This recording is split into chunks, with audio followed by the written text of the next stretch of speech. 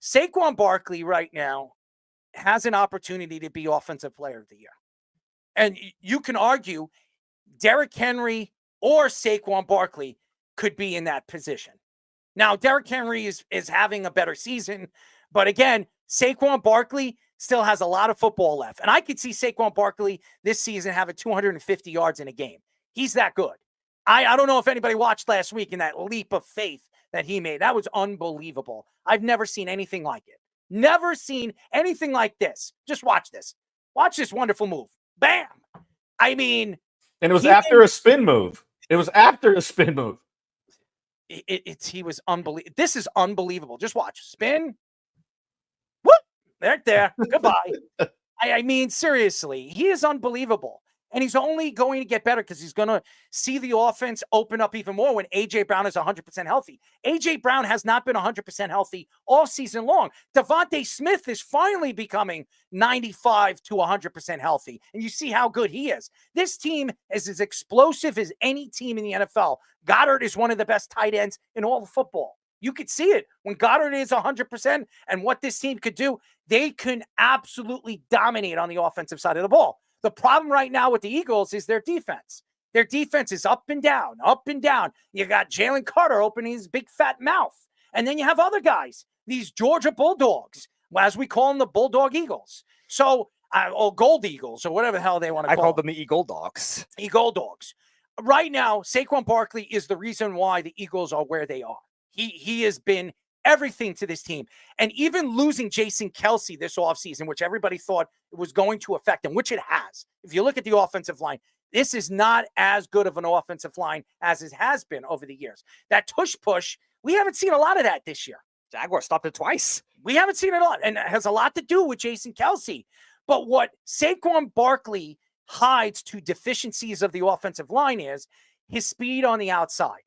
And what does it do? It opens up the inner part of the field for those wide receivers, the Devontae Smiths, where you can move them in the slot and really dominate inside the game. So I think that this is only going to get better. This team, when they're 100%, it's going to open up so many avenues. And again, the Eagles are expected to be one of the best teams in the NFC. And the NFC is up and down. We don't know who the best team is. A couple of weeks ago, we thought it was Minnesota. Now everybody's saying it's the Lions. If the Lions lose two games in a row and Jared Goff looks like the shell of what he has been over the last couple of weeks, and right now he's the hottest quarterback in football, if he's a shell of what he is in the next 2 weeks, then we could be talking about the Eagles if they win 2 games in a row. Because the Eagles right now are what, 6-2? I think that's what their record is. 5-2. I think they have their. No, I think they're 6-2. I'm 6-2. Sure. You're right. They're 6-2 right now. If they win 2 games in a row, they're going to be 8-2. So I do still believe that this team could be the team that's going to come out of the NFC. Now, I don't trust their coaching staff. I don't. We all know about their coach and what he does on the sidelines, especially when he wants to mock other teams. A lot of different teams do not like him. We've heard Dable has taken shots at him over the last 2 seasons on what he does on the sidelines. He doesn't like it. We've heard Mike McCarthy, who never talks about any coaches. Mike McCarthy has come out and said some nasty things about him and what him and his players do on the sidelines like a bunch of little children. This has been going on. So, and what you do on a sideline is what draws your players, your young players, to follow the stupidity that you do on the sideline. So, my opinion right now is Micah Parsons is 100% right. 100% right. Because the Giants made a big mistake. They did. And I'll say it again. I've been saying this over and over and over again. I said it on Hard Knocks. I said it before the season started. I said when he plays the Giants, I wouldn't be surprised if he has 170 yards and 2 touchdowns. What did he have in his first game against the Giants? 176 yards and 1 touchdown. And I'm going to tell you this right now. He has to play the Giants one more time. So I wouldn't be surprised if he breaks 250 yards against the Giants. The Giants right now are not a good team. And the organization is in a state of flux because right now, they don't know if Joe Shane's going to be there next year. They don't know if Brian Dable's going to be here next year. And guess what? You have players now in the locker room talking about other players. And what is that usually? What usually happens when that happens, Jabba? You know all about this. When other players are talking about other players to the press in New York, it usually means These players do not believe in the team. These players do not believe in the coaching staff. And these players are cashed out. They're completely tapped out of this team this coming season. Oh, this season. Yeah, I think when it starts getting to that point, it's like you used the reference already is first of all, don't believe, but then second of all, it's like maybe they got a foot out of the door already because with the uncertainty comes hesitation. With hesitation comes lack of production.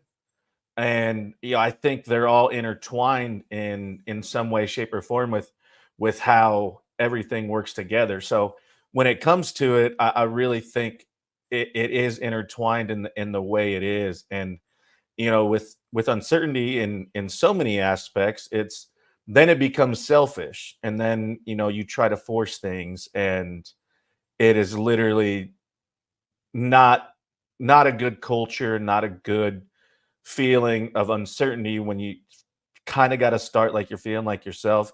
I agree with you. He's got to play the Giants again. He is going to go over 200 for sure.